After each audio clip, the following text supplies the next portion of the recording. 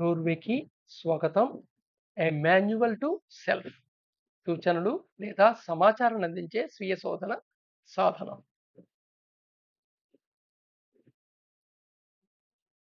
So, మనిషి తన activities 2 ప్రధాన ఫోర్సెస్ ద్వారా చేస్తూ ఉంటాడు. అదేమిటయ్యా అంటే ఫియర్ అండ్ డిజైర్.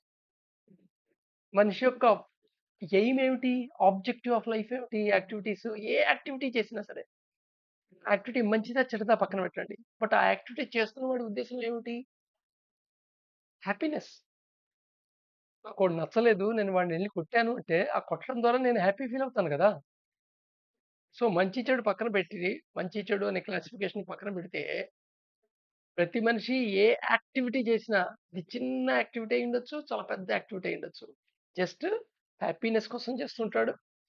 లేదా సఫరింగ్ నుండి దూరంగా పారిపోవడానికి చేస్తుంటాడు. సఫరింగ్ నుండి, బాధ నుండి దూరంగా పారిపోవటం, హ్యాపీనెస్ కోసం పరుగులు తీయటం. అయితే హ్యాపీనెస్ పొందలేదా మనిషి? పొందుతున్నాడు. బట్ ఆ హ్యాపీనెస్ సస్టైన్ చేసుకోలేకపోతున్నాడు. వాడి ఎక్స్‌పెక్టేషన్ ఏంటి? హ్యాపీనెస్ సస్టైన్ అయ్యి ఉండాలని. సఫరింగ్ ఉండకూడదని. హ్యాపీనెస్ ఇంటెన్సిటీ పరంగా చూస్తే వాడి ఎక్స్‌పెక్టేషన్ ఎలా ఉంటుంది అంటే హ్యాపీనెస్ ఇంటెన్సిటీ పెరగాలి అనుకుంటాడు. ఒక లడ్డు తిన్నాను, ఆనందం వచ్చింది. రెండో లడ్డు తిన్నాను, ఇంకా ఆనందం రావాలి. మూడో లడ్డు తిన్నాను, ఇంకా ఆనందం రావాలి. సో, యాక్టివిటీలో హ్యాపీనెస్ ఇంటెన్సిటీ పెరగాలి అని. కానీ రియాలిటీ ఏమిటయ్యా అంటే సమయంతో పాటు హ్యాపీనెస్ ఒక ఇంటెన్సిటీ తగ్గిపోతూ ఉంటుంది. ఇది మన అబ్జర్వేషన్‌లో మనకు తెలుస్తూనే ఉంటుంది. సఫరింగు దీనికి వ్యతిరేకంగా ఉంటుంది. నువ్వు సఫరింగ్‌ని ఎలా ఎక్స్‌పెక్ట్ చేస్తుంటావు? సఫరింగ్ తగ్గిపోవాలి అనుకుంటావు. సో, నువ్వేదో కారణం ద్వారా సఫర్ అవుతున్నావు అనుకో ఇవాళ. ఆ సిట్యుయేషన్ అలాగే సస్టైన్ అవుతుందనుకో. సఫరింగ్ మటుకు పెరుగుతూ ఉంటుంది. ఇప్పుడు చేత్తో నువ్వు మోయగలిగే బరువే పట్టుకున్నావు అనుకో. చేతి మీద ఆ బరువు ప్రెషర్ చూపిస్తోంది. పెద్ద సఫరింగ్ అని నువ్వు అనుకోవు. బట్ సఫరింగే కదా! దాన్ని ఎత్తి పట్టుకోవాలి. అలాగే ఉంచితే కాసేపటికి ఏమవుతుంది?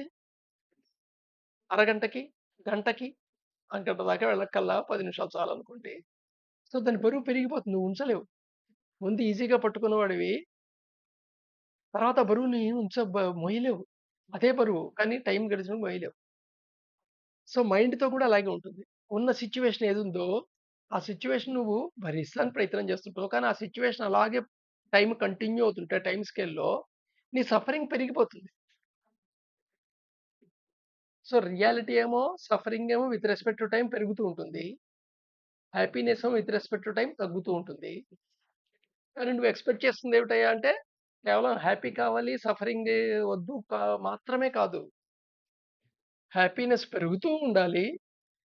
ఇన్ఫినిటీ హ్యాపీనెస్ కావాలి నీకు. సఫరింగ్ జీరో డైరెక్షన్‌లో ఉండాలి. సఫరింగ్ డైరెక్షన్ ఏమో తగ్గిపోతూ ఉండాలి. హ్యాపీనెస్ ఏమో పెరుగుతూ ఉండాలి. అందుకని యాక్చువల్‌గా నువ్వు ఇంటెన్సిటీ మార్చడానికి ట్రై చేస్తుంటావు. హ్యాపీ యొక్క ఇంటెన్సిటీ మార్చడానికి ట్రై చేస్తుంటావు. లడ్డు తిన్నాను హ్యాపీ ఫీల్ అయ్యాను. రెండో లడ్డు అంత హ్యాపీ ఫీల్ గాను. జాంగిరీ తిన్నాను మళ్ళీ హ్యాపీగా ఫీల్ అయినట్టు ఫీల్ అవుతాను. సో, నువ్వు ఏదో ఒక మార్పు ఏదో గురి చేయటమో, దాని ఇంటెన్సిటీ పెంచడమో, క్వాంటిటీ పెంచటమో, దాని మోడ్ ఆఫ్ యాక్షన్ మార్చటమో, ఇలా చేసి ఏదో హ్యాపీనెస్ పెంచడానికి ప్రయత్నం చేస్తున్నావు అనుకుంటావు. బట్ ప్రతి కేస్‌లోనూ with respect to time happiness downfall అయ్యేదే. ఇది రియాలిటీ. సో, అది ఆధ్యాత్మిక బాధలంటారే, అవి రూట్ కాస్ మాట ఇక్కడంతా. ఎందుకు ఇదంతా? నువ్వు ఒక సైకలాజికల్ బీయింగ్ కింద మిగిలిపోయావు. మనిషి యొక్క సివిలైజేషన్‌లో ప్రపంచంలో ఏ నాగరికత అయినా తీసుకోండి.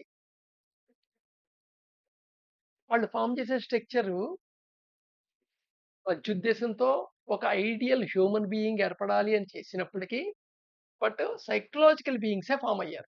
ఎందుకంటే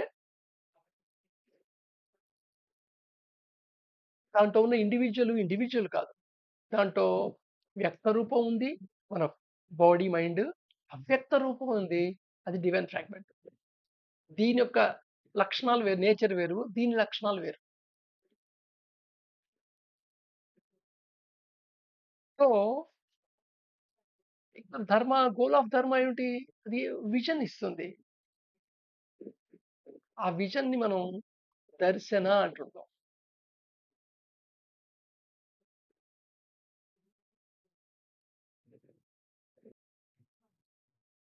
వైశేషిక సూత్రం 1.1.2లో తీసుకుంటే, యతో అభ్యుదయ నిశ్రేయస్సో సిద్ధి సధర్మః. అంటే యాక్చువల్‌గా ధర్మ అనేది ఒక గోల్ ఏమిటి అంటే అభ్యుదయ. అంటే డెవలప్‌మెంట్. ఈ డెవలప్‌మెంట్ దేనికి సంబంధించింది? మెటీరియల్ క్వెస్ట్‌కి సంబంధించింది. జర్నీ అవుట్‌వర్డ్‌లో మెటీరియల్ పొజిషన్. తద్వారా అభ్యుదయ. రెండోదేమిటి నిశ్రేయస్. నిశ్రేయస్ అంటే స్పిరిచ్యువల్ క్వెస్ట్ అది. మెటీరియల్ క్వెస్ట్ ఏమో అవుట్‌వర్డ్ జర్నీ డైరెక్షన్‌లో ఉన్నది. స్పిరిచ్యువల్ క్వెస్ట్ ఏమో ఇన్‌వర్డ్ జర్నీలో ఉన్నది. ఈ 2 రకాలని ఫుల్‌ఫిల్ చేసేదే ధర్మం.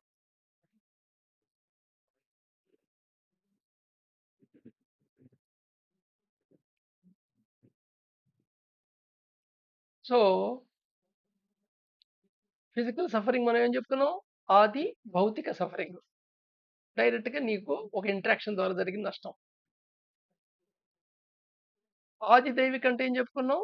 నేచురల్‌గా వచ్చే సఫరింగు. నీవు ఎక్స్‌పెక్ట్ చేసింది కాదు. నీ యొక్క చేతిలో ఉన్నది కాదు.